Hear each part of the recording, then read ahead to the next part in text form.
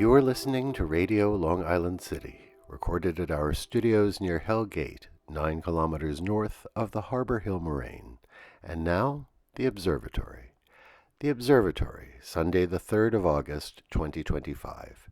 It is 44 days after the summer solstice. It is 50 days before the fall equinox.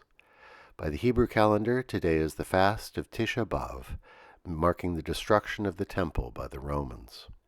By the French Republican calendar, it is the 16th day of Thermidor, the day of the guimauve, the marshmallow. The sun rises today at 5:55 a.m. Solar noon takes place today at 1:02 p.m. The sun sets today at 8:09 p.m. Civil twilight ends at 8:39 p.m. and nautical twilight ends at 9:17 p.m. The length of daytime today is 2 minutes 5 seconds shorter than yesterday. The moon is in its waxing gibbous phase and is 70% full at midday. The full moon will arrive on Saturday, the 9th of August. These are the predicted tides today for Horn's Hook. In the morning, high tide, 5:54 a.m., 1 meter 13. Near midday, low tide, 11:57 a.m., 34 centimeters. In the evening, high tide, 6:14 p.m., 1 meter 37. In our shared realm of plants and animals, according to the New York City Parks Department, August is the time when the newly hatched red-backed salamanders begin to emerge. These tiny amphibians are at most 10 centimeters long, and they lay their eggs and hide out in moist leaf mulch and under rocks and logs. As the forest floor dries out, they are more likely to emerge. Given their habits, they like shady woods and wetland spaces. Look for them in Inwood Park in Upper Manhattan, or in Staten Island in Blue Heron Park and Wolf's Pond Park.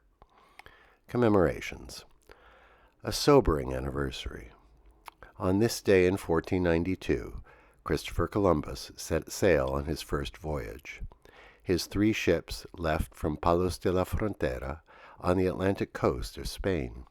His landfall on October 12th in what is now the Bahamas set in motion historical forces that completely transformed the world. 500 years later, we still grapple with the consequences. On this day in 1855, the Castle Garden Emigrant Depot opened at the Battery in Lower Manhattan. It was New York's first immigrant processing station. Officials recorded the names of the new arrivals, along with the vessel on which they arrived, and their intended destinations. The depot was designed to facilitate the immigrants' passage into the United States.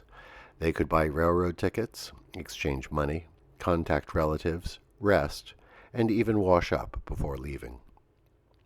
Over the 35 years it was open, about 8 million people passed through. Germans were the largest ethnic group, followed by the Irish, English, Swedish, Italians, Scots, Russians, Norwegians, Swiss, and French. After the depot was replaced by Ellis Island, the castle, which dates back to 1801, was converted into an aquarium and then later restored as a historical monument, which still stands in Battery Park.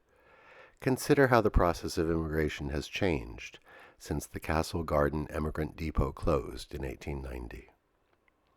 On this day in 1859, the American Dental Association was founded at Niagara Falls, New York, by 26 dentists representing local dental societies around the United States.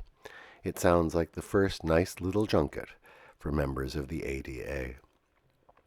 On this day in 1880, the American Canoe Association was founded at Lake George, New York, by 24 charter members. Its first Commodore was William L. Alden. On this day in 1914, as cascading events thrust the European powers headlong into the carnage of World War I, the British Foreign Secretary Edward Grey made his famous remark, "The lamps are going out all over Europe. We shall not see them lit again in our lifetime." Today is Arbor Day in Niger. Alternate side of the street parking is suspended today in New York City for Tisha B'Av. And that is the Observatory, Sunday the 3rd of August, 2025.